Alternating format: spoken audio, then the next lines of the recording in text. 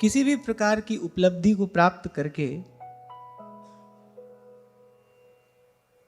उसको बनाए रखना, ये उपलब्धि प्राप्त करने से भी अधिक कठिन है।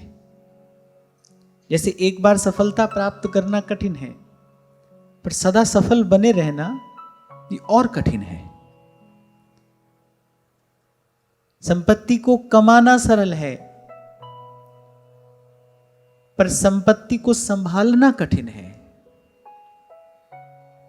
और कल विराम के क्षणों में मैंने आपको यही निवेदन किया कि संपत्ति की परिभाषा सबकी बिलग बिलग हो सकती है। अगर हम संतों की वाणी का विचार करें, बुद्ध जनों के मत का विचार करें, तो फिर ये समझ में आता है भाई ये जीवन ही हमारी वास्तविक संपत्ति है। ये जो अवधि, ये काल, ये समय जो आपको मुझे मिला, यही हमारी वास्तविक संपत्ति है। पहले तो इसका प्राप्त होना ही कठिन है, दुर्लभम। भगवान शंकराचार्य तो कहते हैं दुर्लभम त्रयमेवैतद् देवानुग्रह हेतुकम।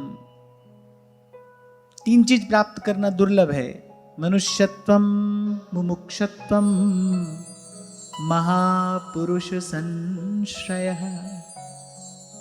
पहले मनुष्य होना कठिन है, फिर मनुष्य जीवन प्राप्त करके मुमुक्षा प्राप्त हो जाए, इस संसार से मुक्त होने की कामना, ये और कठिन है। और सबसे कठिन क्या है, सबसे दुर्लभ क्या है? महापुरुष संश्रयः। ये महापुरुष का आश्रय, ये तो और दुर्लभ है, इसको प्राप्त करना तो और कठिन है।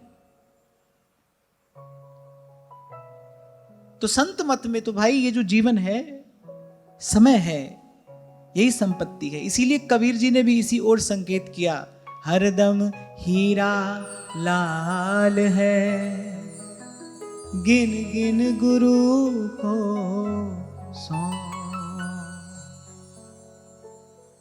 अभी कुछ दिन पहले मुझसे किसी ने पूछा कैसे की जाए गुरु की सेवा। यही गुरु की सेवा करने की विधि है, एकमात्र विधि है, और दूसरी कोई नहीं।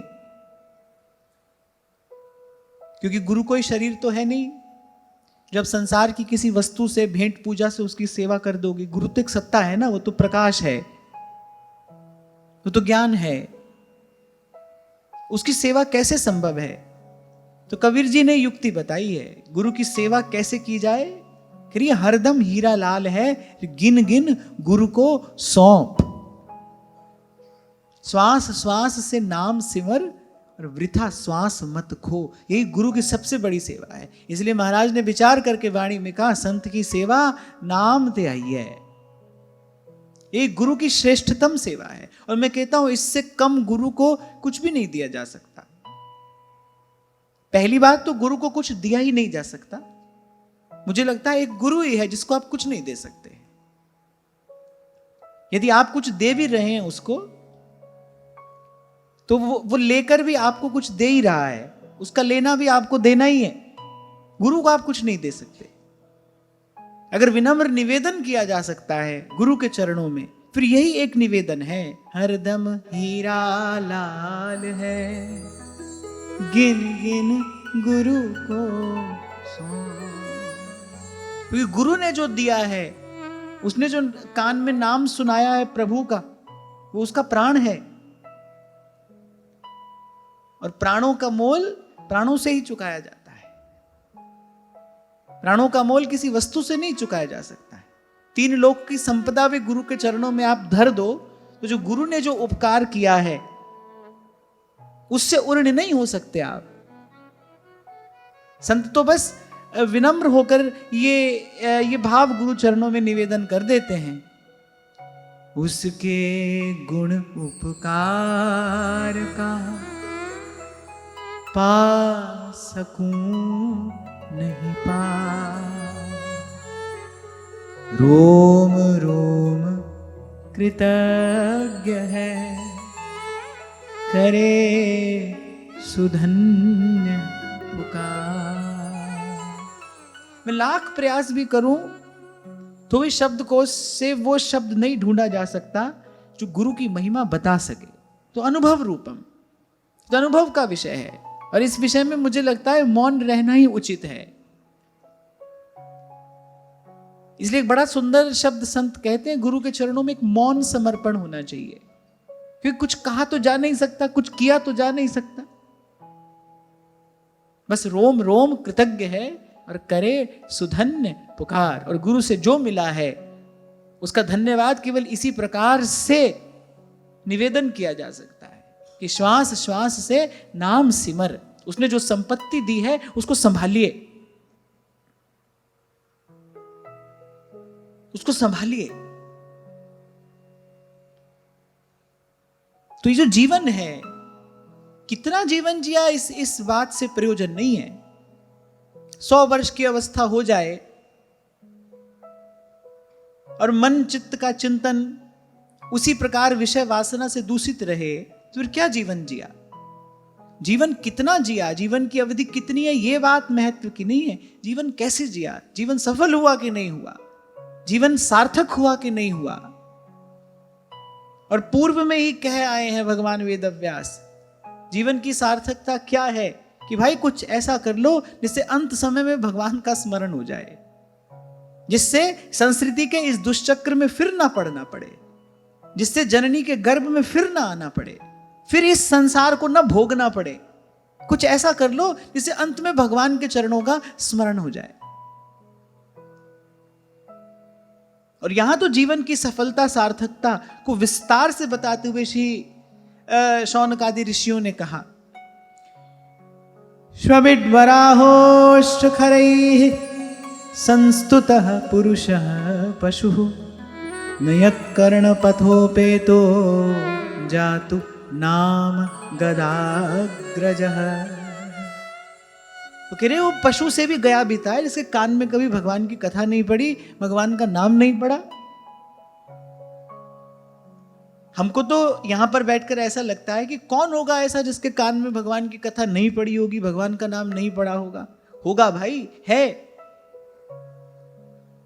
आपको और मुझे तो ये वस्तु संतों गुरुजनों की कृपा से सहज में सुगम हो गई है ना, उपलब्ध हो गई है।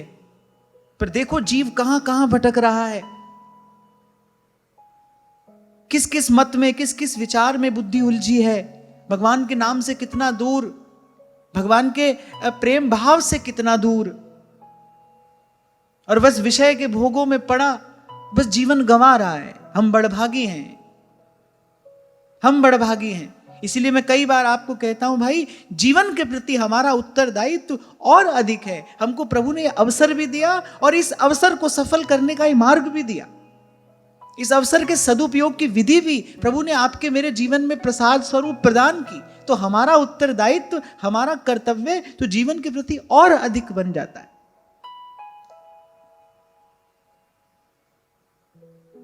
जीवन ऐसे ही गंवा नहीं देना है।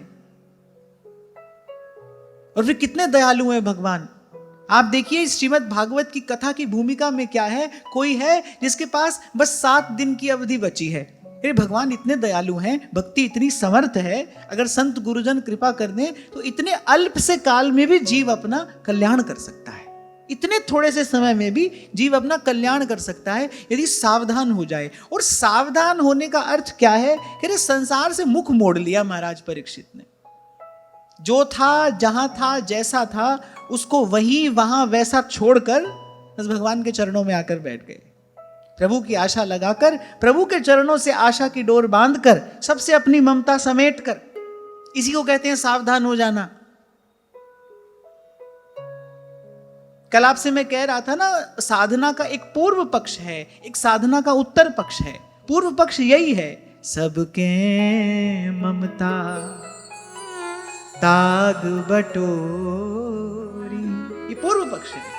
अपनी ममता को समेटना, काम कामना वासना मन ते कर सब दूर। फिर कहा राधा वल्लभ लाल भज रसिकन जीवन मूर।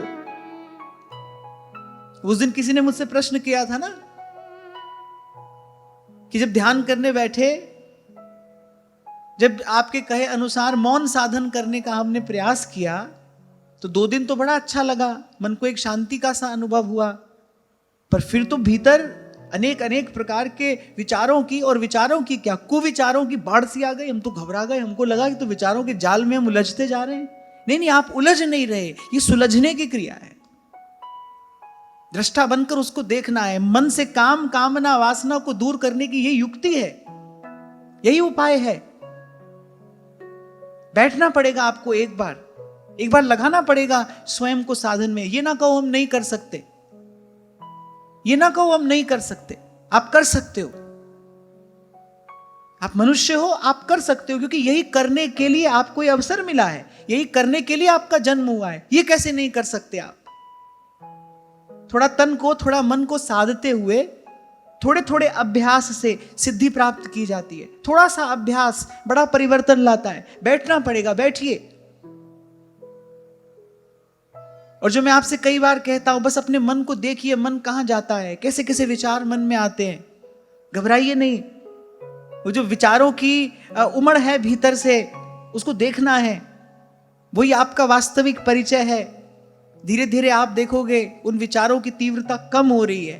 धीरे धीरे आप देखोगे अब उन विचारों की तीव्रता कम हो रही है। बस घबराना नहीं, धीरज धरे रहना। आप देखते होगे ये टीवी सीरियल, जब आप कोई देखते हो तो आप देखते हो कोई ऋषि मुनि तपस्या करता है तो अनेक अनेक प्रकार की आपदाएं विपदाएं आती हैं उसकी तपस्या भंग करने के लिए। वस्तुतः वो आपदाएं विपदाएं बाहर नहीं आती हैं, भीतर ही आती हैं। ये जो भांति भांति के विचार हैं, कोई बड़ा सुंदर, बड़ा मनमोहक विचार होगा, कोई बड़ा भारी भयंकर विचार भी हो सकता है, लेकिन दोनों आए किस लिए हैं? आपको दृष्टा भाव से हटाने के लिए, आपको अपने साथ बहा ले जाने के लिए आए हैं। बस आपको उनके साथ बह नहीं जाना है। आप उनसे न्यारे हो, आप वो विचार नहीं हो, आप उनसे न्यारे हो। आप तो उस विचार को देखने वाले हो, आप तो उस विचार को समझने वाले हो। देख समझकर उस विचार को अपने सामने से जाता देखो। जैसे फिल्म देखते हो आप, पर्दे पर सब कुछ चलता है। कभी कोई हंसाने वाला दृश्य आता है, कभी कोई रुलाने वाला दृश्य आता है, पर दृष्टा जो है वो ये जानता है कि भाई ये जो सब है, ये सब तमाशा हो रहा है, ये सदा रहने वाला नहीं है। ऐसे ही दृष्टा बनकर देखिए अपने मन में आते जाते विचारों को। कोई विचार हंसाने वाला होगा, कोई विचार रुलाने वाला होगा, पर ध्यान रखना वो तमाशा है, वो आप नहीं है, आप उससे अलग हो। इस तरीके से यदि आपने अभ्यास किया, आप करते रहे, तो आप देखोगे एक दिन मन खाली हो गया। काम, कामना, वासना दूर करने की युक्ति यही है, मौन साधन। चाहे 10 मिनट के लिए इसका अभ्यास करो, पर यह आपका नित्य का अभ्यास होना चाहिए। ये मन को निर्विचार करने की युक्ति है। और जब मन हो जाएगा खाली, मन खाली माने जब मन निर्मल हो जाएगा, फिर लाली मेरे लाल की जित देखूं तित लाल। लेकिन करो कुछ नहीं, बस कहते रहो। कहने से तो नहीं होगा भाई, कहने से तो नहीं होगा। इस संसार में कोई ऐसा नहीं है, न था, न है, न होगा, जो बस आपके सिर पर हाथ रख देगा और आपका ये भव बंधन टूट जाएगा, छूट जाएगा। गुरु भी जीवन में आएगा तो मार्ग दिखाएगा, आपकी उंगली पकड़कर आपको चलना सिखाएगा। आप चलोगे तो वो आपको संभालेगा, पर चलना तो आपको पड़ेगा। मैं बार बार आपसे कहता आया हूं, भाई अपने हिस्से का ये काम तो आपको ही करना है, फिर इसको कल पर क्यों छोड़ना है? कल पता नहीं शरीर स्वस्थ रहे ना रहे, कल पता नहीं मन स्वस्थ रहे ना रहे। कुछ समय पहले की बात है, एक बड़े अच्छे संत, उन्होंने मेरे से कहा कि आपने बड़ा जल्दी ये अनुभव, बड़ा जल्दी ये निर्णय ले लिया कि आप यहां से बाहर कहीं नहीं जाएंगे। अभी तो आपकी अवस्था थी, अभी तो आपको ये सेवा करनी चाहिए थी। मैंने कहा महाराज जी आपकी सब बात ठीक है, पर मैं तो ये सोचता हूँ भाई आज मन लग रहा है तो आज ये काम कर लेते हैं, कल पता नहीं तन ठीक रहे ना रहे, मन ठीक रहे ना रहे।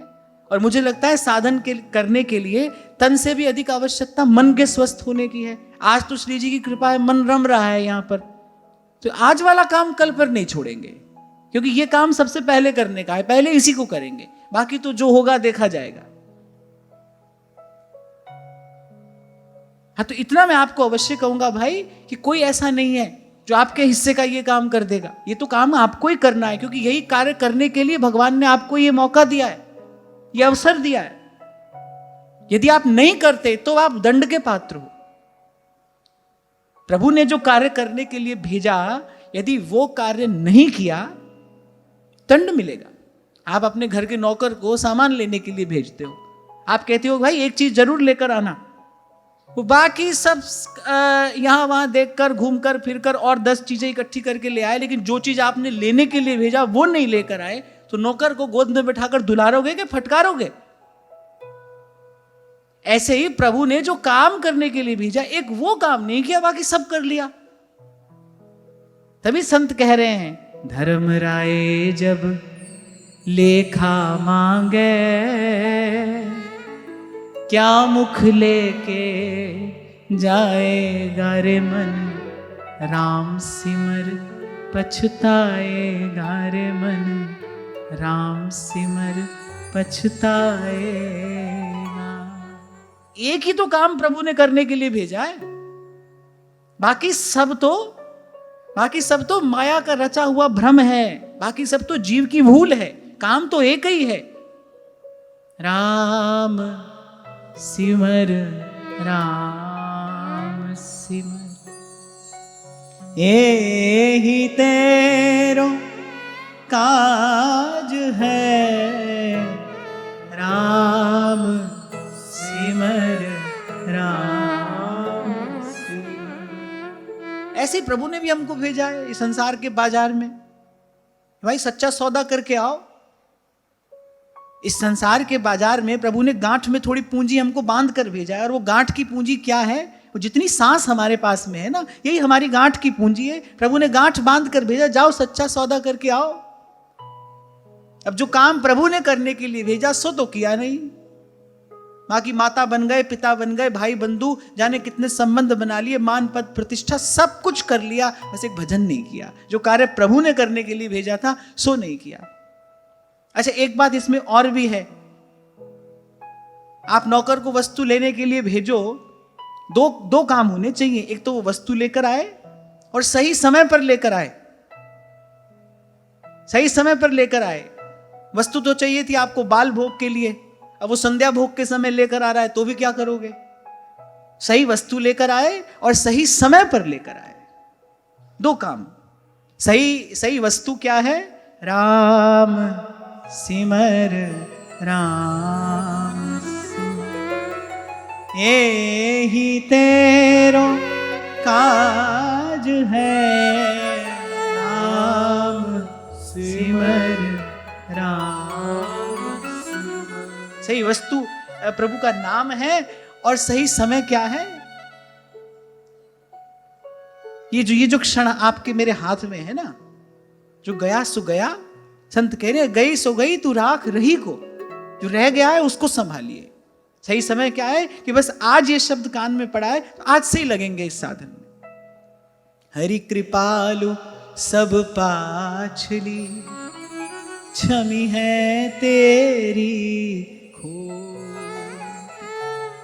बड़ा ही चंचल, बड़ा ही उद्यमी बालक हो, हजार उत्पात वो करे, एक बार हृदय से माता पिता के आगे आके वो क्षमा याचना कर ले, माता पिता सब भूल जाते हैं।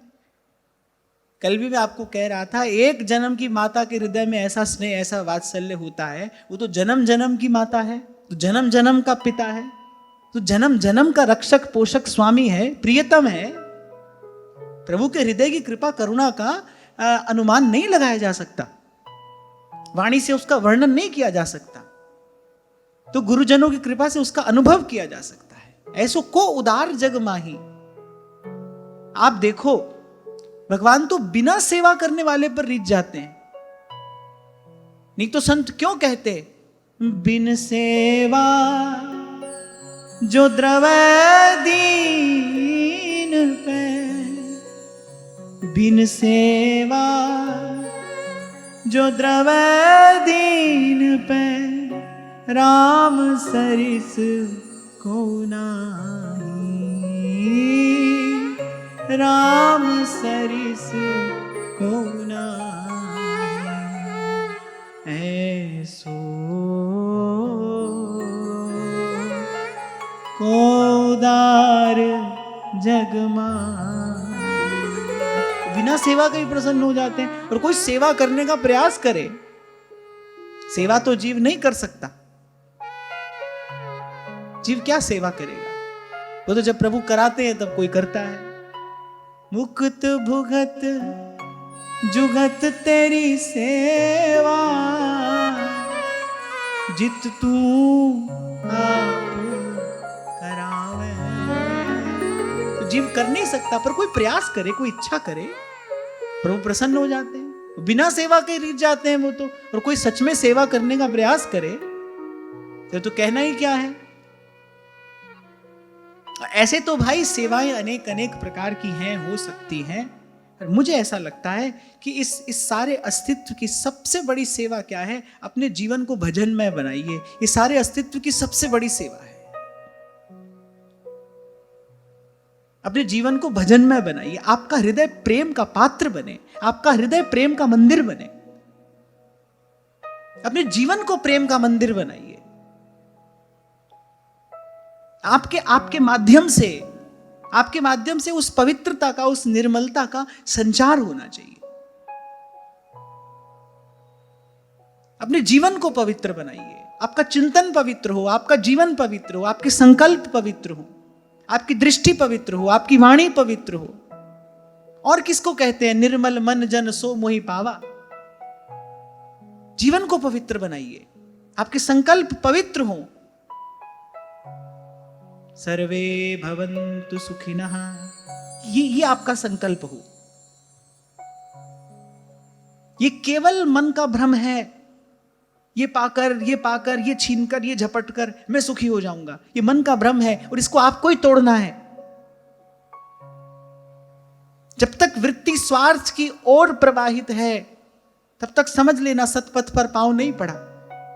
जिस दिन भूल जाओ अपना सुख, जिस दिन जीवन का वास्तविक अर्थ समझ में आने लगे, जिस दिन आपको लगे कि भाई हाँ अब मुझे ऐसा जीवन जीना है, वो जीवन जो किसी के काम आए, मेरा जीवन किसी का सहयोगी बने, तब समझना पहला पग पड़ा है परमार्थ के मार्ग पर। दिन रात अपने सुख के चिंतन में पड़ा रहने वाला जीव कैसे भजन करेगा?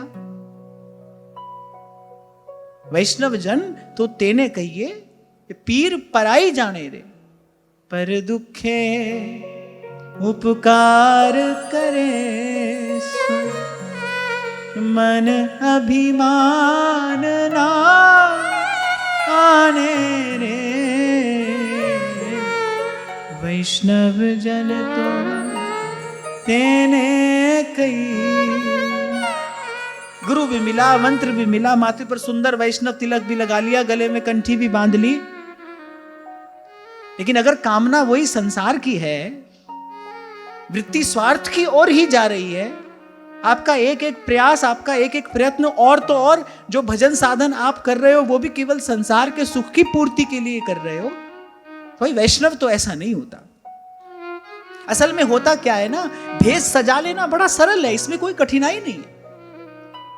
मैं कई बार एक उदाहरण देता हूं कि भाई अब डॉक्टर का सा वो कोट और कानों में वो स्टेथोस्कोप लगा लेना तो बड़ा आसान है, जाओ बाजार से खरीदो लगा लो। पर सच में डॉक्टर बनने के लिए तो भाई जीवन के बहुत बरस देने पड़ते हैं, कठिन परिश्रम करना पड़ता है, साधना है, वो भी एक प्रकार की साधना है। सारे सुख एक बार एक और रख के आपको अपना लक्ष्य निर्धारित करना पड़ता है, तब पहुंचते हो आप वहां पर। तो ऐसे ही वैष्णव का वेश सजा लेना बड़ा सरल काम है। पर यहां सुनिए कौन होता है वैष्णव। मैं बार बार आपसे कहता हूं, श्रीमद् भागवत में आद्योपांत जहां जहां साधु की बात हुई है, वहां साधु के वेश की बात नहीं, साधु के स्वभाव की बात हुई। मेरे तुलसी बाबा कहते हैं, कबहु कहो या रहनी रहूंगो, कह रहे श्री रघुनाथ कृपाल कृपाते, कह रहे साधु स्वभाव कहूंगो। कब मेरा स्वभाव साधु का सा हो जाएगा। यहां वेश की तो कहीं कोई बात ही नहीं है। हाँ ठीक है, अनेक अनेक परंपराएं हैं, उनको प्रणाम है, उनको प्रणाम है, पर यहां बात कुछ और है। होता कौन है वैष्णव? पर दुखे उपकार करे सोय, मन अभिमान ना आने रे। वैष्णव जन तो तेने कही। सकल लोकवा सहुने बंदे, निंदा ना करे केणी रे। वाच काछ मन निश्चल राखे। वाच काछ और मन, वाच माने वाणी, काछ माने काया और मन, जो मन वचन कर्म को पवित्र रखे। वाच काछ मन निश्चल राखे, धन धन जननी तेरी रे। वैष्णव जन तो तेने कही। साधु की, ब्राह्मण की जो परिभाषा श्रीमद् भागवत में कही गई है, वो तो कहीं भी देह के धरातल पर होने वाली किसी क्रिया, किसी घटना की ओर संकेत नहीं करती। जब बात ब्राह्मण की आई है तो श्रीमद् भागवत क्या कहती हैं? शमो दमस्तपः शौचम संतोषः क्षान्तिरार्जवम् ज्ञानम दयाच्युतात्मत्वम सत्यम च ब्रह्म लक्षणम। 10 लक्षणों तो ब्राह्मण है। फिर साधु कौन है? दयया सर्वभूतेषु संतुष्ट्या येन केन वा सर्वेन्द्रियोपशान्त्या च तुष्यत्याशु जनार्दन। साधु तो कोई स्वभाव से होता है, संत तो अपनी रहनी से होता है। तभी कबीर कह रहे, रहनी रहे सो गुरु हमारो, रहनी के हम साथी। संत कोई कहनी से नहीं होता है, रहनी से होता है।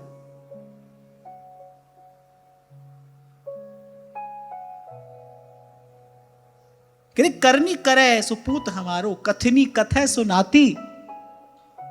केवल कहने वाला तो करे बहुत दूर है। रहनी रहे सो गुरु हमारो, रहनी के हम साथी। देखना चाहिए, समझते तो हैं हम अपने आप को, हम रसिक हो गए, भक्त हो गए, वैष्णव हो गए, पर ये खुशबू आती है जीवन रूपी पुष्प से। खुशबू आती है। फूल तो कागज का भी बड़ा सुंदर होता है भाई, सजाने के काम तो वो भी आता है। सजाने के काम तो कागज का फूल भी आता है, पर ध्यान रखना, कागज के फूल से सजावट होती है, पर प्रभु के श्रृंगार के लिए तो वास्तविक पुष्प की आवश्यकता है। कागज के फूल से कमरा तो सजा सकते हो, पर मंदिर में नहीं चढ़ेगा वो। मंदिर के लिए तो वास्तविक पुष्प चाहिए, जिससे सुवास आती हो, जिसमें सुकोमलता, सुंदरता, सुवास हो, वही तो भगवान के निकट जाएगा। तो ऐसे संसार में आपने दिखा ली अपनी चमक दमक, तो संसार का कमरा तो कोई भी सजा लेगा भाई। कागज के फूल यहां पर बहुत हैं, पर हमारा जीवन वो पुष्प बने ना जो प्रभु के चरणों में निवेदन हो। एक डेकोरेशन होती है, एक श्रृंगार होता है। कागज का फूल डेकोरेशन के काम आता है, सजावट के। श्रृंगार तो सुंदर सुवासित पुष्प से ही होता है, प्रभु का श्रृंगार तो उसी से होता है।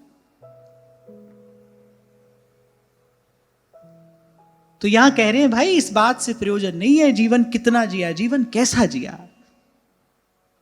मन वचन कर्म को प्रभु की सेवा में, प्रभु के स्मरण में, संत जनों के संग में लगाया कि नहीं लगाया। यहां एक एक इंद्रिय को कैसे भजन में लगाया जाए, इसकी ओर संकेत किया है।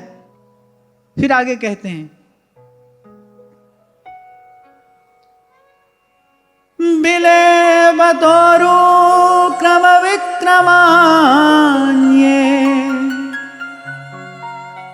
न शृण्मतः कर्णपुटे नरस्य जिह्वा सती दार्दुरिकेव सूत न चोपगायत्युरुगाय गाथा। और जो नहीं सुनता है कभी भगवान की कथा, बोले उसके कान तो सर्प के बिल के समान है।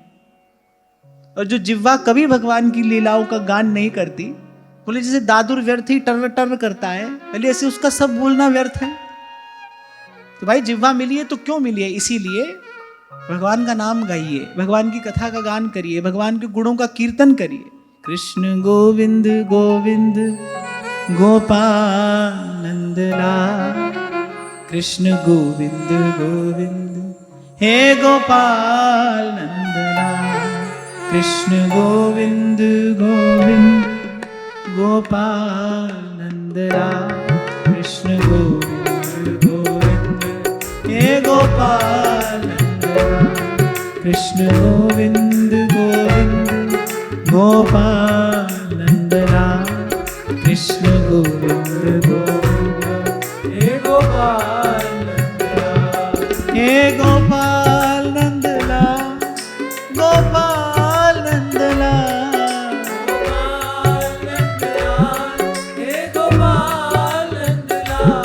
हे गोपाल नंदलाल गोपाल नंदलाल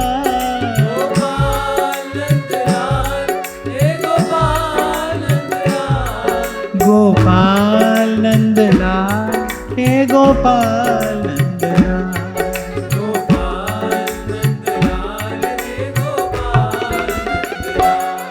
कृष्ण गोविंद गोविंद गोपाल नंदलाल कृष्ण गोविंद गोविंद गोपाल नंदलाल गोविंद गोविंद गोपाल नंदलाल कृष्ण गोविंद गोविंद हे गोपाल नंदलाल कृष्ण गोविंद गोविंद गोपाल नंदलाल कृष्ण गोविंद गोविंद गोपाल नंदलाल कृष्ण गोविंद गोविंद गोपाल नंदलाल कृष्ण गोविंद गोविंद हे गोपाल नंदलाल।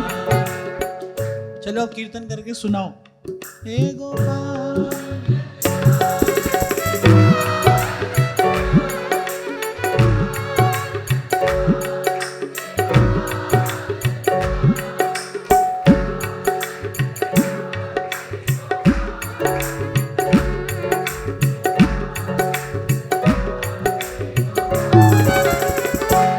कृष्ण गोविंद गोविंद गोपाल नंदलाल कृष्ण गोविंद गोविंद गोपाल कृष्ण गोविंद गोविंद गोपाल नंदलाल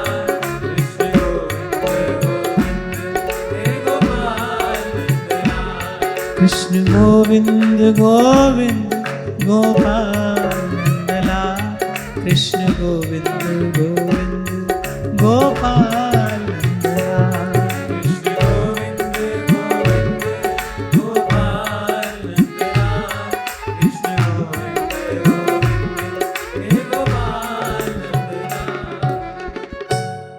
गोपाल गोकुल वल्लभी प्रिय गोप गोसुत वल्लभम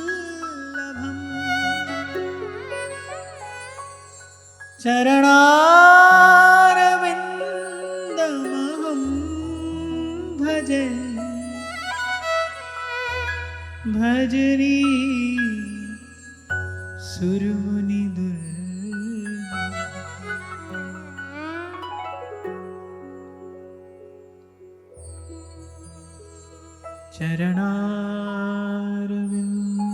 चरणारविन्दमहं भजे भजनीय सुरमुनि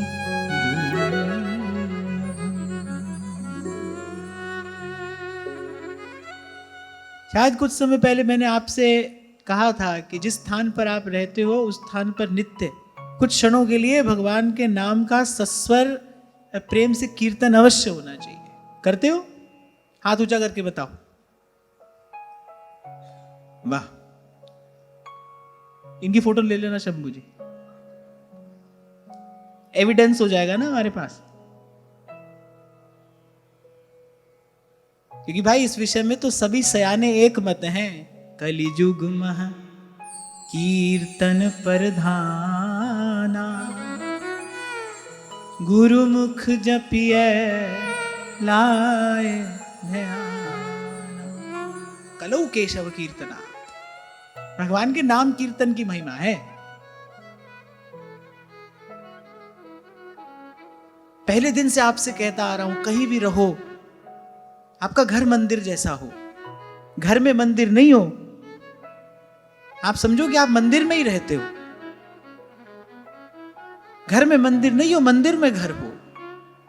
वृंदावन में घर बने नहीं बने, घर वृंदावन बने।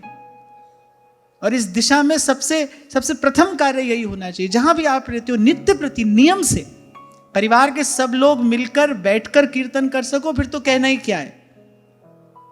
पर यदि इस प्रकार की अनुकूलता ना हो, तब भी नियम से 5 मिनट 10 मिनट प्रेम से भगवान के नाम का उच्चारण, भगवान के नाम का कीर्तन होना चाहिए। ये कलयुग का यज्ञ है। आप गृहस्थ हो, आपको तो वैसे भी नित्य यज्ञ करके ही और प्रसाद पाना चाहिए, और कलयुग का यज्ञ यही है। कलौ केशव कीर्तनात्, भगवान के नाम का कीर्तन करिए। और वैसे भी यदि ये जीवनी शक्ति भगवान के भजन में नहीं लगेगी, यदि ये सेवा सुमिरन सत्संग में नहीं लगेगी, तो फिर विषय के चिंतन में लगेगी, क्योंकि ऊर्जा को आप नष्ट तो कर नहीं सकते, वो कहीं ना कहीं तो लगेगी ना, उसका विनियोग कहीं ना कहीं तो होगा। यदि ये ऊर्जा सकारात्मक ना हुई तो फिर नकारात्मक हो जाएगी। यदि इसका सदुपयोग नहीं होगा तो फिर इसका दुरुपयोग होगा।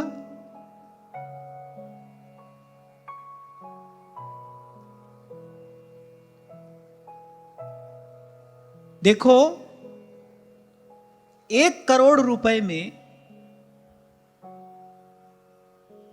1 करोड़ रुपए में 1 रुपए की महिमा कितनी है? 1 रुपए की, 1 करोड़ में 1 रुपए की महिमा कितनी है? यदि 1 करोड़ से वो 1 रुपया निकाल लिया जाए तो वो 1 करोड़ नहीं रहेगा, है कि नहीं? 1 करोड़ में से आप 1 रुपया निकाल लो तो वो 1 करोड़ नहीं रहेगा। अब कहां 1 करोड़ रुपया है, कहां 1 रुपया है? पर भाई उस 1 रुपए की भी महिमा है। तो ये छोटी छोटी बातें हैं ना, ये जो हमारे छोटे छोटे नियम हैं, ये जीवन में पूर्णता ले आते हैं। मैं आपको कहना ये चाह रहा हूं, इनकी बड़ी महिमा है, जिनको हम छोटी सी बात, साधारण सी बात कहकर छोड़ देते हैं, कभी कभी इग्नोर कर देते हैं। इनकी बड़ी महिमा है, यही तो जीवन को पूर्णता की ओर ले जाते हैं। छोटे छोटे जो हमारे नियम हैं कि भाई भगवान का चरणामृत जिह्वा पर रखने से पहले कुछ ग्रहण नहीं करेंगे, सुबह उठते ही सबसे पहले मस्तक पर वृंदावन की रज धारण करेंगे, शैया त्यागने से पूर्व ही अपने आचार्य के स्वरूप का मंगलगान करेंगे, श्री हरिवंश स्वरूप को मन वच करूं प्रणाम, सदा सदा तन पाइए श्री वृंदावन धाम। गौ को, ब्राह्मण को ग्रास देकर ही भोजन ग्रहण करेंगे। ये छोटे छोटे जो नियम हैं, ये जीवन को समृद्ध बनाते हैं। भाई यही तो जीवन का श्रृंगार है। और कोई हमको हिमालय में जाके एक पांव पर खड़े होकर तपस्या थोड़ी करनी है, हमारा साधन वो थोड़ी है। हमारे आचार्य ने हमें कृपा करके जहां हम हैं, जिस स्थिति में हम हैं, वहीं से अपने अपने जीवन सिद्धि का मार्ग दे दिया है। ऐसी छोटी छोटी बातें पूर्णता ले आती है जीवन में।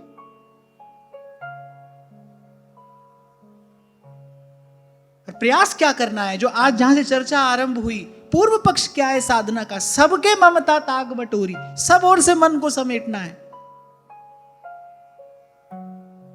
जिस जिस इंद्रिय से विषय का सेवन हो रहा है, संसार का चिंतन हो रहा है, वहां वहां से उसको हटाना है। ये वही प्रक्रिया यहां पर बताई जा रही है कि जिह्वा वही है जिससे भगवान के नाम का कीर्तन हो, भगवान नाम का उच्चारण हो, भगवान के गुणों का गान हो। और जिह्वा किस लिए मिली है? हाँ, ये नहीं करोगे, लगाकर बैठ जाओगे फोन, किसी को घंटों बतियाओगे, संसार की निंदा चुगली, जिसके समान कोई दूसरा पाप नहीं है, अधर्म नहीं है, वो करोगे। यही तो व्यक्ति करता है। नहीं नहीं, कहना तो नहीं चाहिए, चलो कह देते हैं। ऐसे करते करते यही तो करता है व्यक्ति जीवन भर। और ध्रुवदास कहते हैं, मूर्ख पर्वत पाप को ले चलो अपने साथ। मुझे तो ये बात भी समझ में नहीं आती, 4 लोग मिलकर बैठ गए, बोले ऐसे ही हम तो ठाकुर जी की चर्चा कर रहे थे। ठाकुर जी की चर्चा तो भाई गुरुजनों के साथ बैठकर हो जाती है, उसकी बात तो अपने भजन में, अपने साधन में लगो। ध्यान रखना, यदि एकांत का सुखद अभ्यास आपके जीवन में नहीं होगा, आपकी प्रज्ञा, आपकी बुद्धि शुद्ध नहीं रहेगी। अरे सब छोड़ छोड़ कर यहां वृंदावन आए हो, अगर वही व्यवहार ये करना था तो फिर हम सब छोड़कर वृंदावन आ गए। ये दंभ, ये अभिमान अपने माथे धरने की क्या आवश्यकता थी? जिस संसार को, जिस व्यवहार को छोड़कर आए हो, प्रभु के भजन का लक्ष्य लेकर आए हो, अब तो भाई अविलंब उसमें लगना चाहिए। तीव्रेण भक्ति योगेन यजेत पुरुषं परम। साधक तो वस्तुतः वो है जो व्यवहार में रहकर भी एक क्षण अपना समय व्यर्थ नहीं जाने दे रहा है, प्रयास कर रहा है कि भाई मेरा कोई भी क्षण व्यर्थ न जाए। और यहां एक हम हैं, सब छोड़ छाड़ कर आ गए, एक घर छोड़कर आए, यहां नया घर बनाया, एक परिवार छोड़कर आए, यहां नया परिवार बनाया, 4 संबंध छोड़कर आए, यहां 100 संबंध बनाए। वही का वही व्यवहार है, वही की वही जीवन शैली है, वही का वही राग द्वेष है, वही ईर्ष्या, वही निंदा, वही चुगली। और मन में इस बात का दंभ और है कि देखो भाई हम तो सब छोड़कर आ गए हैं, प्रभु के लिए सब छोड़कर आ गए।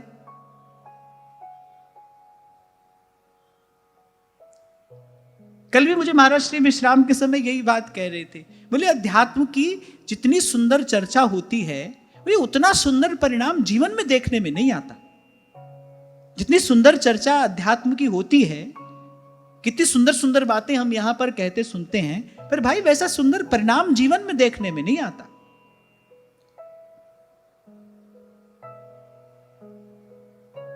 इसलिए मैंने कहा कि भाई जो गया सो गया, पर जो हमारे हाथ में है उसको तो अविलंब संभालना चाहिए, ईमानदारी से लगना चाहिए इस काम में। और कोई ये नहीं कह सकता कि भाई हम ये काम नहीं कर सकते। नहीं, आप कर सकते हो।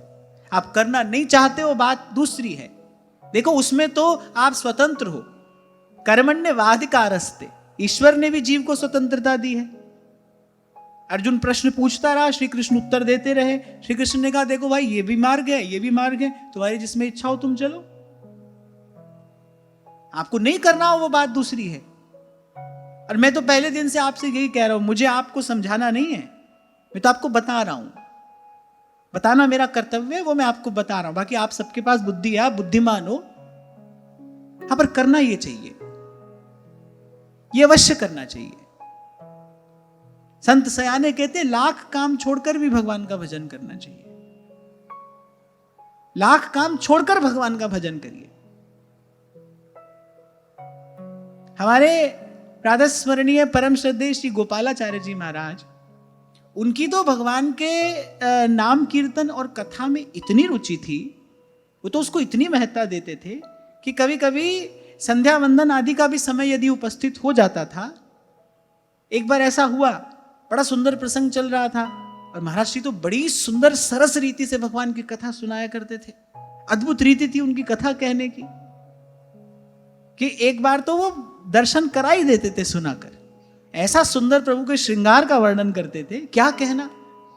आज लगभग 10-12 वर्ष पूर्व उनकी कथा की एक पेन ड्राइव हमको मिली थी। जब उन्होंने रास मंडल में रास बिहारी बिहारिणी के आगमन के प्रसंग का वर्णन किया, वो आश्चर्यचकित कर देने वाला था, अभिभूत कर देने वाला। ऐसा सुंदर ठाकुर जी के, श्री जी के श्रृंगार का वर्णन वो कर रहे थे, क्या कहना। कौन विद्वान कर पाएगा। तो उनकी कथा कहने की जो शैली थी वो बड़ी सुमधुर थी। दर्शन करा देते थे, वो अपने शब्दों से दिखा देते थे, पहुंचा देते थे चेतना को वहीं जहां की बात हो रही है। तो ऐसी कोई बड़ा सुंदर प्रसंग चल रहा था। तो संध्या वंदन का समय हो गया। एक ब्राह्मण बालक ने उठकर कहा, अरे महाराज जी हम तो जाएंगे। क्यों? अरे संध्या का समय हो गया। तो बड़े विनोदी स्वभाव के भी थे। कहने लगे, अरे संध्या ससुरी कहां भागी जा रही है, कल फिर आ जाएगी। भगवान की कथा फिर से थोड़ी होगी, ये आनंद फिर से थोड़ी आएगा। ये जो आज आ रहा है आनंद, इसी को ही लो। जहां लगी साधन वेद बखानी,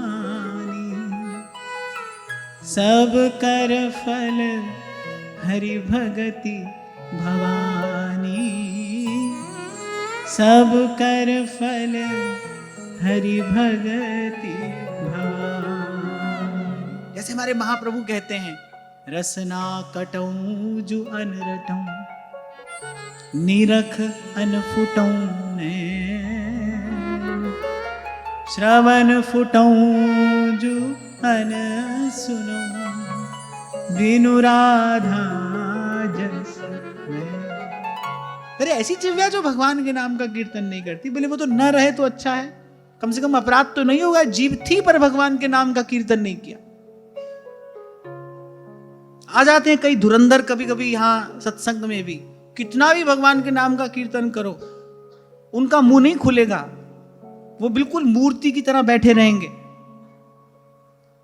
मंदिर में जिसका आप दर्शन करते हो ना, वो तो भगवान का विग्रह है, अर्चा विग्रह है, उसको मूर्ति कहने वाला तो निरा मूर्ख ही है। जो भगवान के अर्चा विग्रह को मूर्ति कहता है, केवल मूर्ति मानता है उसको, वो तो निरा मूर्ख ही है। अरे उसमें तो चेतना है, वेद मंत्रों से उसमें प्राण प्रतिष्ठा की जाती है। और मैं कहता हूं कि भक्त तो अपने प्रेम से प्रेम प्रतिष्ठा करता है, प्रेम तो एकमात्र अमृत है। हाँ, लेकिन जो भगवान का कीर्तन हो रहा है और जो बिल्कुल जड़वत बैठा है, असली मूर्ति तो वो है। न ताली बजाएगा, ना उसका मुख हिलेगा, वो मूर्ति है। आपको मैंने शायद एक बार सुनाया भी था, हम ऋषिकेश में एक बार कथा कहने के लिए गए। अब भाई हम तो भगवान के नाम का कीर्तन करें, उमग उमग कर कीर्तन करें। वहां सबसे आगे वाली पंक्ति में बैठे थे 10-12, मैं बोलूंगा नहीं कौन बैठे थे, वो 10-12 जो सबसे आगे आगे वाली पंक्ति में बैठे थे, वो तो ना हिले ना डुले। मैंने कहा लियो, यहां भगवान के नाम का कीर्तन हो रहा है, ये पता नहीं क्या कर रहे, किसका ध्यान कर रहे हैं। चूल्हे में जाए ऐसा ध्यान जो भगवान के नाम के कीर्तन से दूर ले जाए, ऐसा ध्यान किस काम का है भाई। अरे 1000 आचार विचार जीवन में हो, अब प्रभु के नाम में प्रीति ही नहीं है, प्रभु के चरणों का अनुराग ही नहीं है, अरे सब भार है, व्यर्थ ढोना है सिर पर। और लाख अवगुण हो, कृष्ण यदि अच्छे लगते हैं, कृष्ण का नाम यदि प्रिय लगता है, फिर हमारे सूरदास जी तो कहते भी हैं, जो हम भले बुरे सोते। भगवान में अपनापन होना चाहिए। अब भाई जैसे भी हैं प्रभु के हैं, भगवान के नाम में अपनापन हो। और बड़ाई किस काम की है। और फिर जितने भी ये सब साधन है भाई, अंत में इनकी परम सिद्धि तो यही है, सब कर फल हरि भगति भवानी। और ये कोई और नहीं कह रहा है, जो तीनों लोगों के गुरु हैं वो ये निर्णय देते हैं, जहां लगी साधन वेद बखानी। वेद शास्त्र में जितने साधन वर्णित हैं, उन सबका अंतिम फल क्या है, सब कर फल हरि भगति भवानी। दक्ष सकल लक्षण जुत सोई। दक्ष माने निपुण, प्रवीण, कुशल, बोले वही दक्ष है, दक्ष। और सकल लक्षण जुत सोई, और वही सकल सुलक्षणों से युक्त है। दक्ष सकल लक्षण जुत सोई, जाके पद सरोज रति होई, जाके पद सरोज रति होई। अरे मुक्तया अपि विग्रहं कृत्वा तम भजन्ते।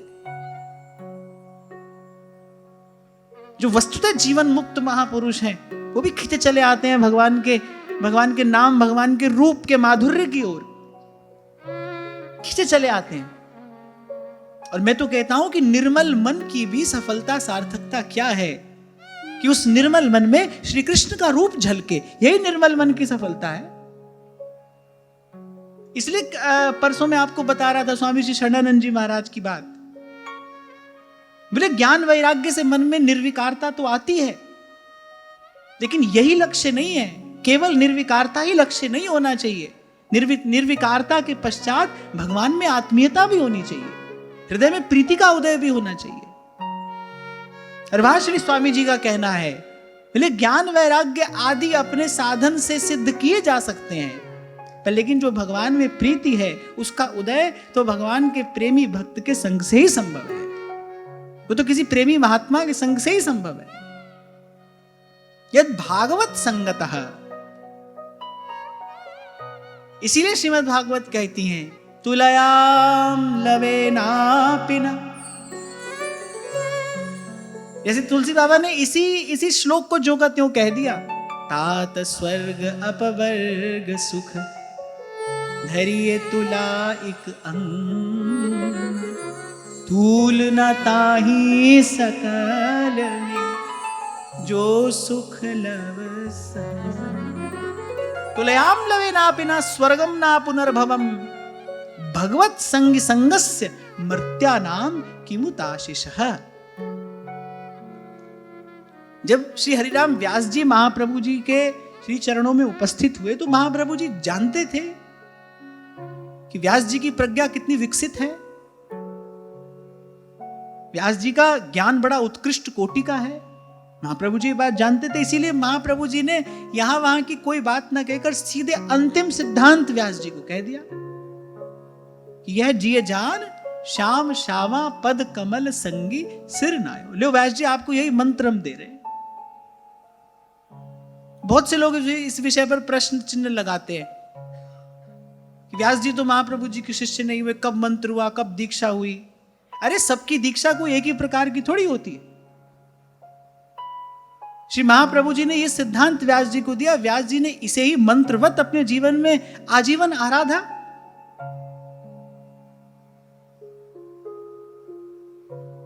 तुलसी बाबा कह रहे हैं कि विभीषण जी ने हनुमान जी का मंत्र माना।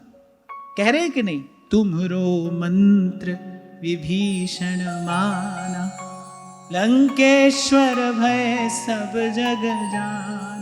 अब कहीं ऐसा वर्णन तो नहीं मिलता कि लंका में हनुमान जी ने कान फूका, कंठी बांधी, विभीषण जी को दीक्षा दिया, पर यहां कह रहे हैं तुमरो मंत्र विभीषण माना। अरे सबकी दीक्षा एक ही प्रकार की नहीं होती ना। कभी कभी गुरु का एक संकेत ही दीक्षा होता है, गुरु का एक संकेत पाकर ही शिष्य अपना कल्याण करा लेता है। तो महाप्रभु जी ने यही मंत्र व्यास जी को दिया। मीरा जी को रैदास जी ने क्या मंत्र दिया? बोले बेटे हरिगुण गाना, और मीरा उसी से पार हो गई। गाया गाया हरिगुण गाया, गाया गाया हरिगुण गाया, गाया गाया हरिगुण गाया, काल व्याल सोबाची मायरी माय सावरे रंगराजी, सावरे ऐसा मंत्र, ऐसी दीक्षा, ये बहुत सतही बात है। अब श्री रैदास जी महाराज तो जगत गुरु भगवान श्री रामानंदाचार्य जी महाराज के श्री चरणों के शरणागत हैं, उनके शिष्य हैं। दीक्षा वो मीरा जी को दे रहे हैं, जो घोषणा करती आ रही है, हेरी मैं तो प्रेम दीवानी, जो कृष्ण प्रेम की साक्षात मूर्ति है, उनको रैदास जी महाराज दीक्षा दे रहे हैं। अब कहे वो तो रामानंदी संत हैं, मीरा जी को कैसे दीक्षा दे दिए? अभी सब बात नहीं है। जब शिष्य की चेतना का धरातल श्रेष्ठ होता है, दिव्य होता है, तो ऐसी गुरु का एक संकेत मात्र उसका कल्याण कराने में समर्थ होता है।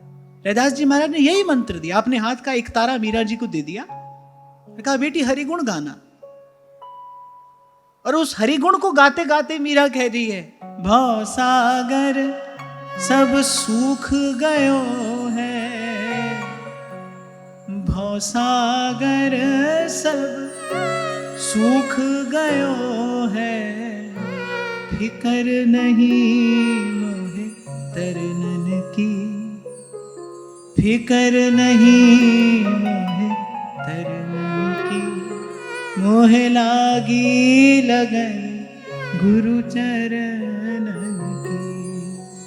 मीरा कह रही यही गुरु ज्ञान है हमारा।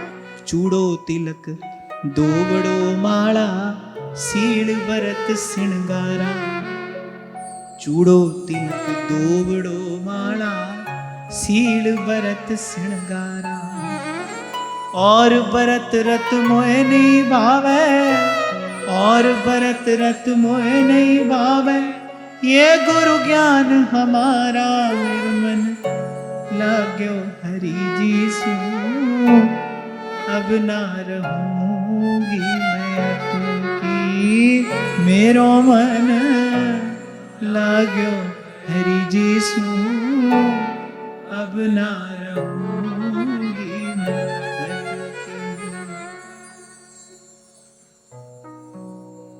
कह भाई जिह्वा वही जो सतत भगवान के नाम का, भगवान के गुण का कीर्तन करे। आज पुनः आपको स्मरण करा रहा हूं, वैसे तो आज सब लोगों ने हाथ उठाया, देखकर बड़ी प्रसन्नता हुई, पर जो इस सुख से वंचित है वो अब और अधिक वंचित ना रहे। जहां आप रहते हो, जिस स्थान पर आप रहते हो, आप वृंदावन में रहते हो या दिल्ली बंबई जहां भी रहते हो, ये तो आपके जीवन का एक नियम होना चाहिए, एक व्रत हो आपका कि भाई 5 मिनट 10 मिनट उस स्थान पर उच्च स्वर से, प्रेम से, भाव से भगवान के नाम का कीर्तन किया करेंगे। और फिर इसका परिणाम देखना, आप जिस स्थान पर आप रहते हो उस स्थान का परमाणु जो है भजन के अनुकूल होना चाहिए ना। आप देखो कितना रजोगुण तमोगुण, कितनी विकृति बढ़ती चली जा रही है, कैसे होगा भजन? भाई कोई भी पौधा आपने लगाया है, उसको फलने फूलने के लिए वातावरण तो चाहिए ना, अनुकूल वातावरण मिलेगा तो वो फलेगा फूलेगा। ऐसे सत्संग की कृपा से हमारे हृदय में जो भजन भाव का बीज पड़ा है भाई, इसको एक वातावरण तो हमको देना पड़ेगा ना। अब सारी दुनिया तो हम नहीं बदल सकते भाई, और ये प्रयास हमको करना भी क्यों है? इस ओर तो जाना ही नहीं है।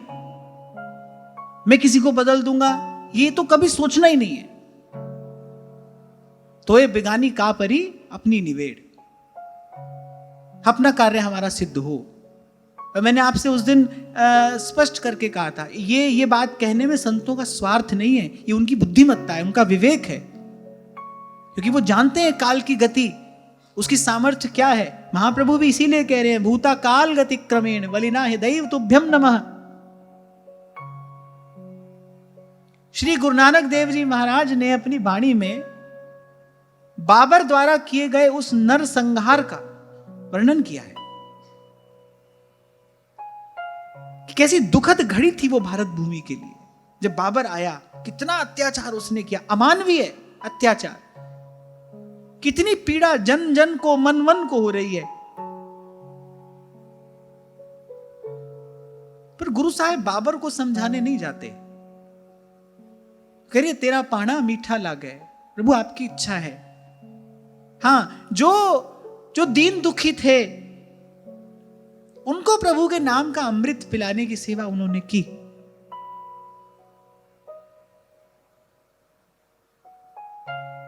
सब संतों के आप जीवन काल में देखिए, यदि हम भक्ति काल की बात करें, जब अनेक अनेक दिव्य विभूतियां इस भारत भूमि पर विराजमान थी, अनेक अनेक संत महापुरुष इस भारत भूमि पर विचरते थे, पर भाई व्यवहार की दृष्टि से तो वो समय बहुत अधिक अनुकूल नहीं था।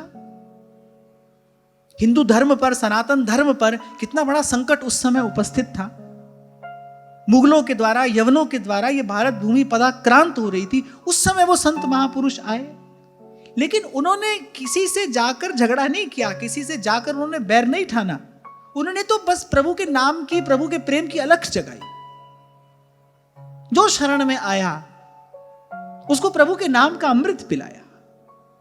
तो इसलिए ये अपने को कभी नहीं सोचना है कि भाई हम बाहर ये सब बदल देंगे, हमको नहीं सोचना है। हम जहां रहते हैं वो स्थान हमारे भजन भाव के अनुकूल बने, इतना प्रयास हमको करना है। और भजन भावना के प्रति ये हमारा एक विनम्र कर्तव्य है। और मैं कहता हूं भाई, सब दोष दूर हो जाते हैं भगवान के नाम संकीर्तन से, सब दोष दूर होते हैं। नाम संकीर्तनम यस्य सर्व पाप प्रणाशन। इसलिए कोई और साधन न करके, यही हमारा यज्ञ है, यही हमारी विधि, यही हमारी पूजा, यही हमारी भक्ति। मनमोहना मुरलीधरा नंद नंदना राधा माधवा, मनमोहना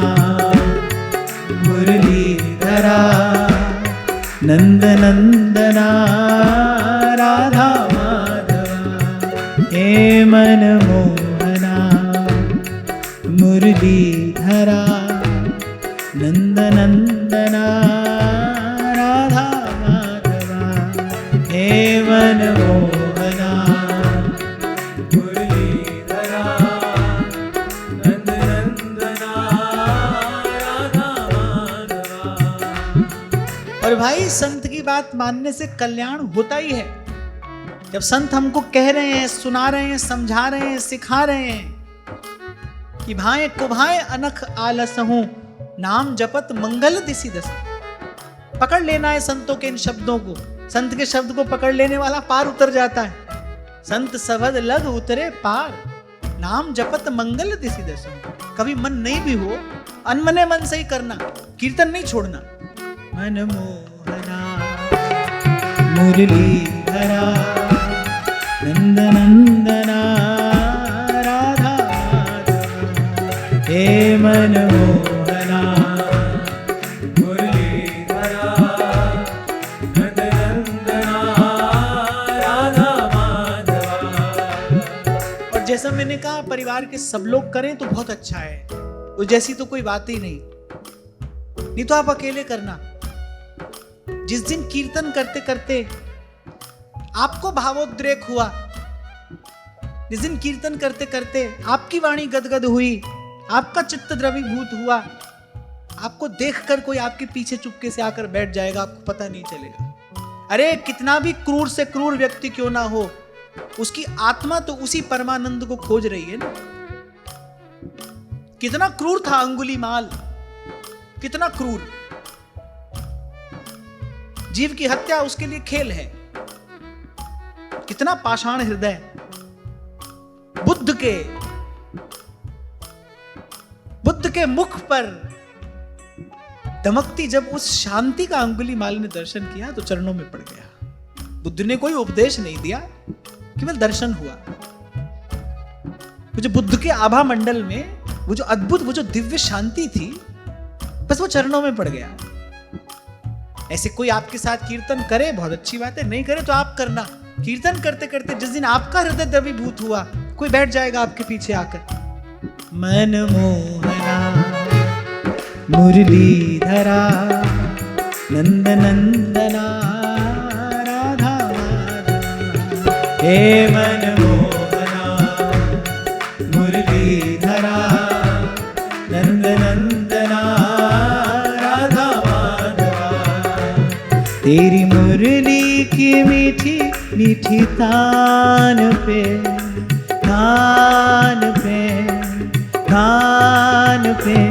मैं तो हो गई कुर्बान रे, मैं तो हो गई कुर्बान।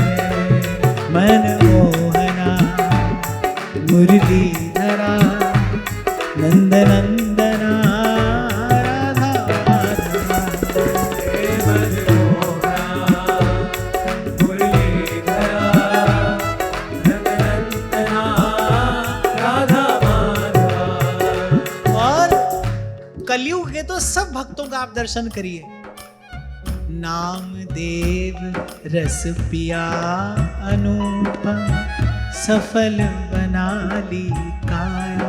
ओ भैया रे सफल बना ली काया, ओ भैया रे सफल बना ली काया।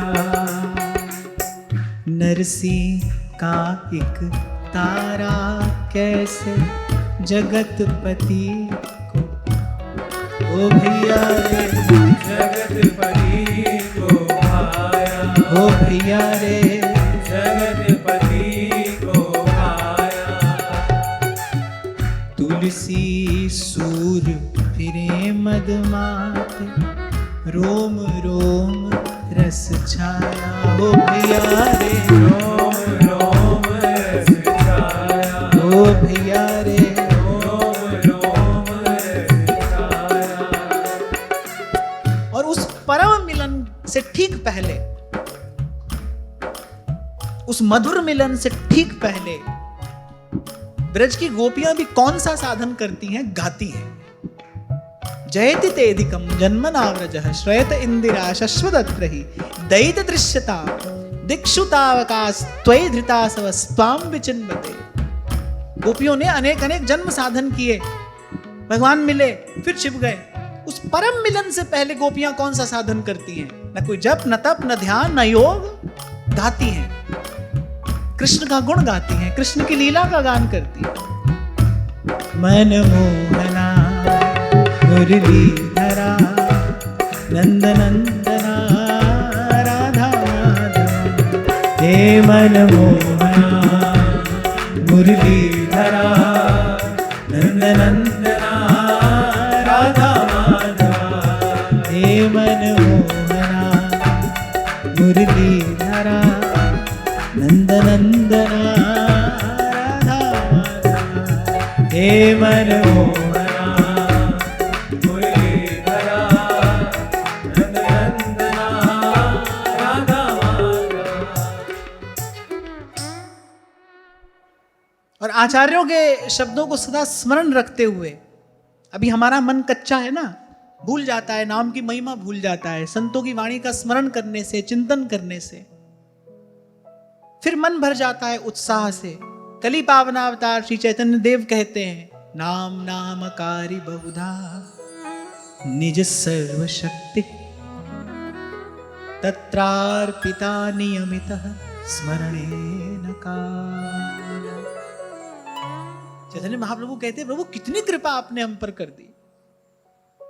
आपने अपने नाम में अपनी सारी शक्ति रखकर अपना नाम हमको बड़ी सहजता से प्रदान कर दिया कि जिसके जप में, जिसके कीर्तन में न कोई विधि है ना कोई निषेध है।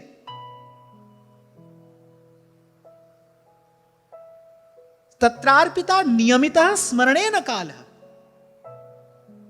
न कोई विधि है ना कोई निषेध है। शरीर रुग्ण है, किसी दिन अस्वस्थ है, इतना अस्वस्थ है कि आप स्नान भी नहीं कर सकते। आप मंदिर में जाकर भगवान के अर्चा विग्रह की सेवा तो नहीं कर सकते, पर देखो भगवान का नाम कितना उदार है। भगवान का अर्चा विग्रह आप स्पर्श नहीं कर सकते, लेकिन भगवान का नाम उस समय भी आपकी जिह्वा पर क्रीड़ा कर सकता है। इसीलिए संत सयाने तो कहते हैं, भाई हमने सब साधन एक और करके। कबीर तो कहते हैं, अरे कबीरा पढ़ना दूर कर, पोथी दे बहाए। अरे बोले बहुत हुआ ये सब। 52 आखर शोध के, अ से लेकर ज्ञ तक 52 अक्षर होते हैं ना, बोले इन 52 अक्षरों को भी छान ले, इन सब की भी आवश्यकता नहीं है। 52 आखर शोध के ररो ममो चितला। रा और मां में मन लगा, बस रा और मां में मन लगा। 52 आखर शोध के ररो ममो चित लाए, एक शब्द हरिवंश नाम राख्यो समीप कर। बस जपत हरिवंश हरिवंश वाणी।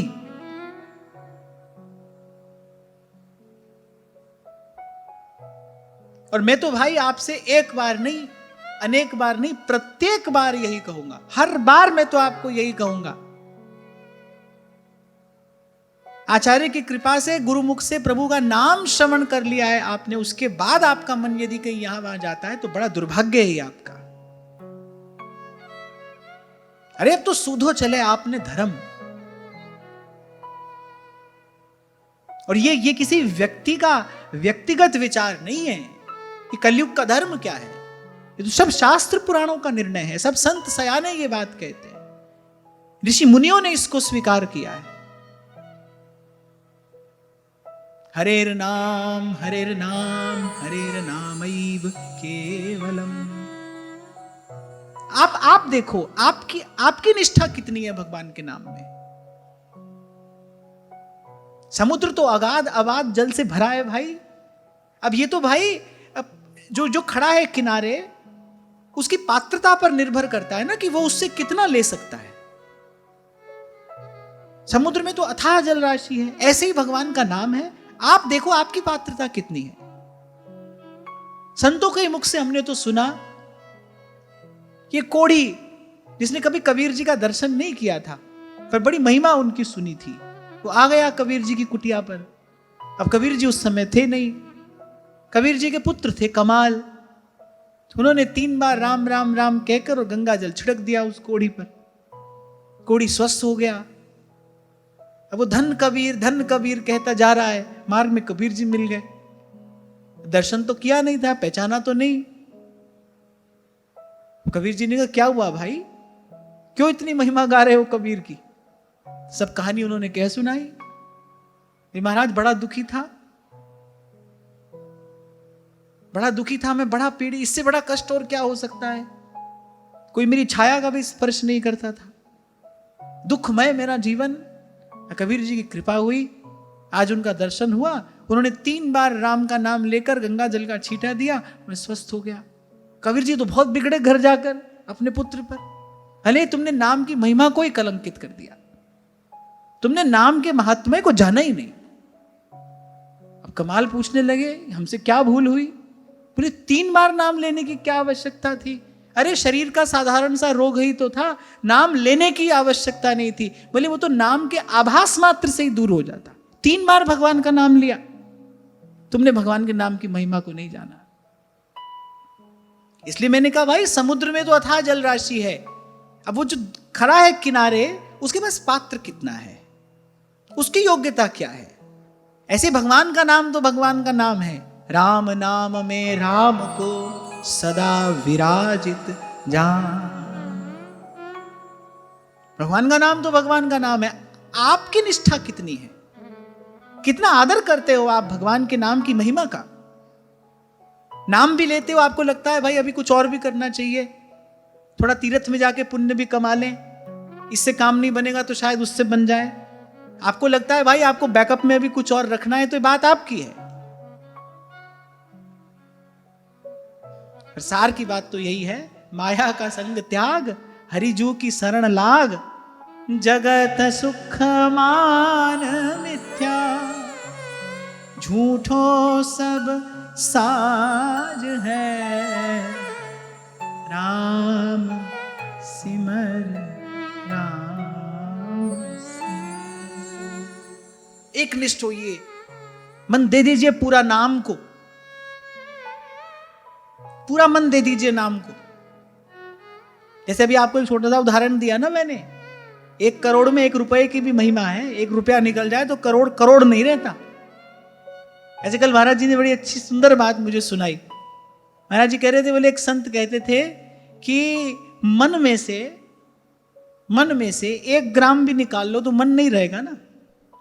मन भार होता है ना, जानते हो कि नहीं? एक मन भार होता है ना, कितना होता है एक मन में? 40 किलो। अब उस एक मन में से आप 1 ग्राम निकाल लो तो वो मन नहीं रहेगा, नहीं रहेगा।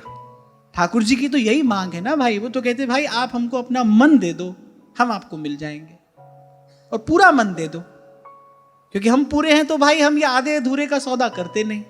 पूरा मन दे दो, हम पूरे आपको मिल जाएंगे। अब पूरे मन में से 1 अंश भी अगर गया तो फिर मन नहीं रहेगा। ऐसे मन की डोर नेक भी कहीं और बंधी हुई तो मन नहीं रहेगा। इसलिए मैंने कहा पूरा मन दीजिए इस साधन को। वैसे तो इसे साधन नहीं कहना चाहिए, ये सब साधनों की सिद्धि है, केवल कहने के लिए कहा जा रहा है। पूरा मन दीजिए इसको। आपके मन चित्त में किसी और विचार का लेश भी ना रहे। अब भाई नाम ही हमारा जीवन है, नाम ही हमारी भक्ति, नाम ही हमारी शक्ति, नाम ही साधन है, नाम ही सिद्धि है, नाम ही सर्वस्व है। और फिर देखो, नानक नाम जहाज है, चढ़े सो उतरे ये 2 पंक्तियां बड़ी प्यारी हैं मुझे। नाम खुमारी नानका, चढ़ी रहे दिन रात, नाम खुमारी नानका, चढ़ी रहे दिन रात, जिन्नी नाम ते आए गए मसक्कत काल, जिन्नी नाम ते आए गए मसक्कत काल, नानक ते मुख पूज ले कहती छुट्टी नाम सतनाम सतनाम सतनाम सतनाम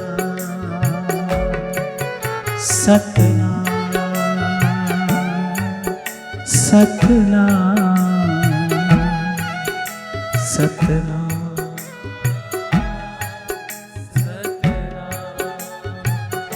जैसे महाराज फरमा रहे हैं ना, नानक नाम जहाज है, चढ़े से उतरे पार। प्रभु का नाम जहाज है। ऐसे जो नाम जपने वाला है, ऐसे संत संत कर देता है, गुरु गुरु कर देता है। ऐसे प्रभु का जो नाम है, ये अपने जपने वाले को भी जहाज बना देता है। आप जपे और नाम जपावे, प्रभु का नाम जपने वाला आप भी तरता है, और जाने कितनों को तार देता। सतरती सतरती सलोकान तारयति। इसलिए कहा है, जिन्नी नाम ते आया गए मसकत काल। जिन्नी नाम ते आया गए मसकत काल। नानक ते मुख पूज ले, कहती छुट्टी नाल सतनाम सतनाम सतनाम सतनाम। और ऐसा नाम सुनाने वाले गुरु की बलिहारी है। जे सो चंदा उगवे सूरज चढ़े, जे सो चंदा उगवे सूरज चढ़े। एते चानण होया गुरु बिन घोर अंधार। सतनाम सतनाम सतनाम सतनाम सतनाम सतनाम सतनाम सतनाम। और अस्मदादी जीवों को, हम जैसे मैले कुचैले जीवों को श्री कृष्ण के पावन नाम के, उनकी पवित्र लीला के इतने निकट ले जाने वाली श्रीमद् भागवत की इस महामहिमा को भी बार बार प्रणाम है, प्रणाम है, प्रणाम है। जे सो चंदा उगवे सूरज चढ़े हजार। जे सो चंदा उगवे सूरज चढ़े हजार। एते चानण होया गुरु बिन घोर अंधार। सतनाम सतनाम सतनाम सतनाम सतनाम सतनाम सतनाम सतनाम।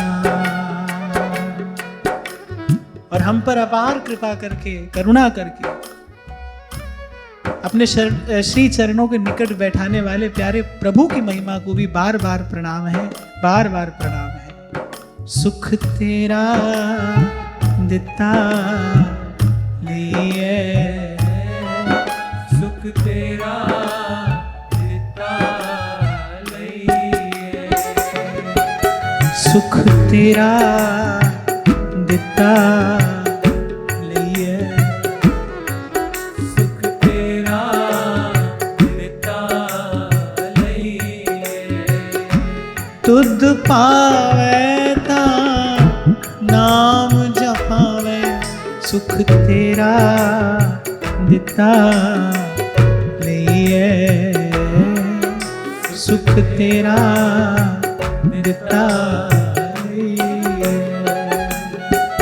सुख तेरा दिता लिए। सुख तेरा दिता लिए।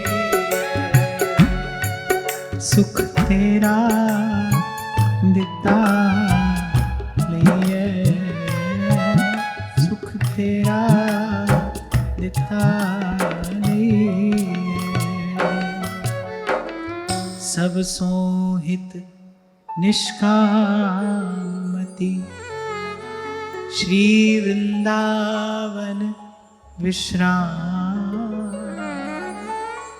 श्री राधा वल्लभ लाल को हृदय ध्यान मुकुलाम, हृदय ध्यान मुकुलाम।